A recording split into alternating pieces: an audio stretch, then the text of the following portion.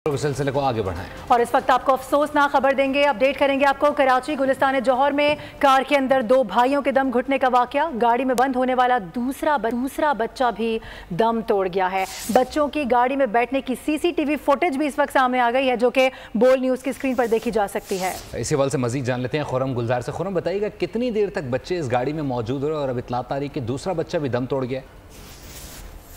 जी बिल्कुल, ये गुलिस्तान जौहर में 19 में दो बच्चों का दम घुटने का वाक़या है, जो कि गुज़श्ता रोज घर के बाहर खड़ी कार है उसमें खेलते हुए घर में गाड़ी में लॉक हो गए थे। सीसीटीवी फुटेज भी सामने आ गई है जिसमें देखा जा सकता है कि बच्चे गली में खेल रहे थे कि इस दौरान एक बच्चे ने गाड़ी का दरवाजा खोला, फिर दूसरा बच्चा भी उसे देखते हुए गाड़ी में जा बैठा है और खेल के दौरान इन्होंने गाड़ी का दरवाजा बंद कर दिया। बच्चों की उम्र 4 साल और 3 साल के 3 साल थी। दोनों सगे भाई हैं, जिसमें 4 साल रोग जो कि गुज़श्ता रोज ही जाँ बहक हो गया था, जबकि 3 साल अशर जो है वो अस्पताल में दौरान इलाज अब दम तोड़ गया है।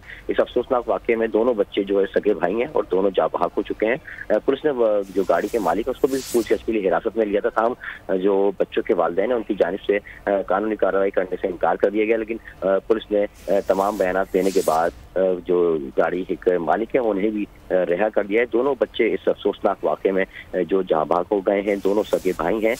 पुलिस ने दीगर पहलू से वाक़े की तहकीकात की, लेकिन पुलिस का बताना है कि वाक़या हादसाती तौर पे पेश आया है क्योंकि बच्चे गली में खेल रहे थे। जो सीसीटीवी फुटेज सब्सक्राइब करें और बेल दबाएं ताकि कोई खबर रह न जाए।